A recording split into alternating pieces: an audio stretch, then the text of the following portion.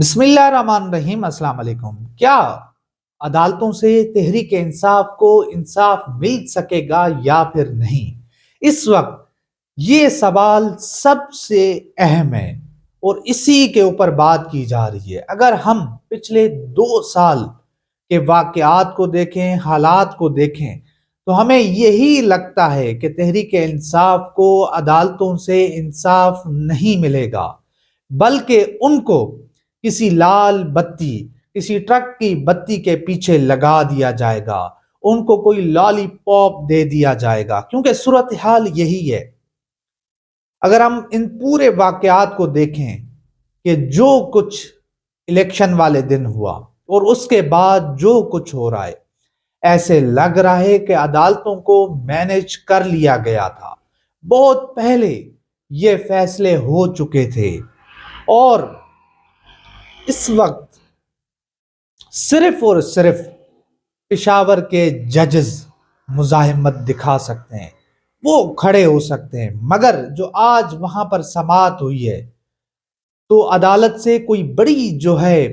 خبر نہیں آئی ہے، کوئی بڑی کارروائی نہیں ہوئی ہے۔ ابھی تک جو ہے عدالت نے الیکشن کمیشن سے رپورٹ مانگی ہے، ان کو کہا ہے کہ آپ ہمیں رپورٹ دیں، مگر کیونکہ فیصل واڈا صاحب جو طاقتور حلقوں کے قریبی سمجھے جاتے ہیں، انہوں نے کل رات ایک ٹاک شو میں یہ دعویٰ کیا ہے کہ تحریک انصاف کے 5 سے 6 سیٹیں ان کو دے دی جائیں گی، اور اس کے بعد جو باقی سیٹیں ہیں ان کے جو فارم 45 ہیں ان کے اوپر وہ جناب پکوڑے کھائیں، چنے کھائیں، اس طرح کی انہوں نے بات کی ہے۔ اور یہاں پر میں آپ کو یہ بھی بتاتا چلوں، جب تحریک انصاف کا بلے کا نشان واپس لے لیا گیا تھا تو اسی فیصل واڈا صاحب نے دعویٰ کیا تھا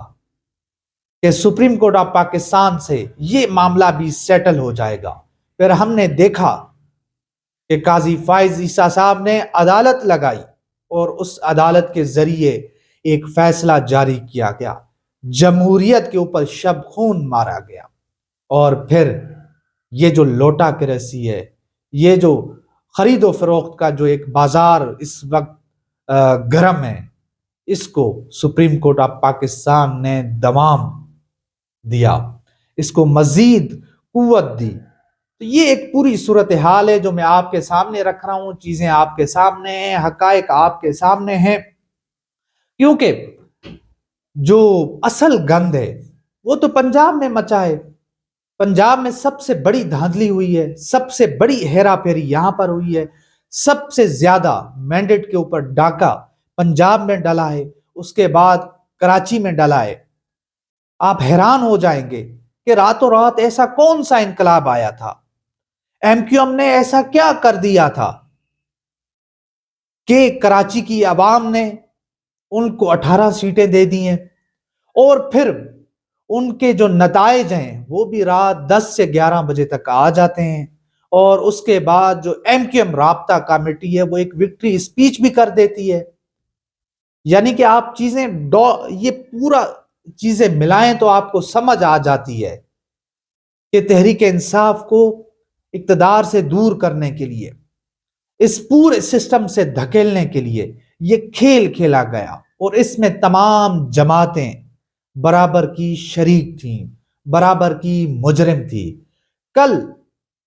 یہ جو ایک دوسرے کو گالیاں دے رہے تھے، ایک دوسرے کو برا بھلا کہہ رہے تھے، مگر رات ہم نے دیکھا وہ کس طرح ایک دوسرے کو گلے لگا رہے تھے، جھپیاں پا رہے تھے۔ تو کوئی شرم بھی نہیں ہے، کوئی حیا بھی نہیں ہے، اور ان کے اندر غیرت بھی نہیں ہے۔ تو یہ ایک پوری صورتحال ہے جو میں آپ کے سامنے رکھ رہا ہوں، آپ کو بتا رہا ہوں کہ ایسی کیا چیز تھی کہ ایم کیو ایم 18 سیٹیں، پھر ہم پنجاب میں آ جائیں، نواز شریف، شہباز شریف، حمزہ شہباز، اون چودھری، علیم خان، یہ تمام لوگ تو ہار رہے تھے، یہ تمام لوگ ہار چکے تھے۔ پھر اس کے بعد اگر یہاں پر پنجاب کے اندر عدلیہ کھڑی ہو جاتی ہے، اگر عدلیہ مینج نہیں ہوتی تو پھر نتائج کچھ یوں ہوں گے۔ آپ کا کراچی، آپ کا اسلام آباد، راول پنڈی، لاہور، یہ تو تینوں شہروں کی جو سیٹیں ہیں یہ تو تحریک انصاف کے پاس چلی جائیں گی، مینڈیٹ تحریک انصاف کے پاس چلا جائے گا، تو پھر کیسے ہوگا؟ تو اسی لیے جو اس وقت حالات ہیں، جو واقعات ہیں، اس سے جو میں سمجھ رہا ہوں وہ یہی ہے۔ اور اگر میں فیصل واڈا صاحب کی بات کو تقویت دوں تو پھر عدالتیں مینج ہو چکی ہیں، عدالتوں کو مینج کر لیا گیا ہے، کوئی بڑی جو ہے خبر نہیں آ سکتی، آپ کو 2 3 4 سیٹیں مل سکتی ہیں اور اس کے بعد آپ کو جو ہے ٹرخا دیا جائے گا، کوئی لارا دے دیا جائے گا اور آپ کو پھر عدالتوں کے الیکشن ٹربیونلز کے دھکے کھانے پڑیں گے، اور صورتحال اسی طرف جا رہی ہے۔ اور اس پوری صورتحال میں جو جمہوریت کے ضامن ہیں، جو جمہوریت کے رکھوالے ہیں، جناب قاضی فائز عیسیٰ صاحب، وہ اس وقت سوئے ہوئے ہیں، ابھی تک وہ جاگے نہیں ہیں، اور ہماری تو پہنچ نہیں ہے کوئی ان کو ٹی وی دکھائے، ان کو بتائے کہ اس ملک میں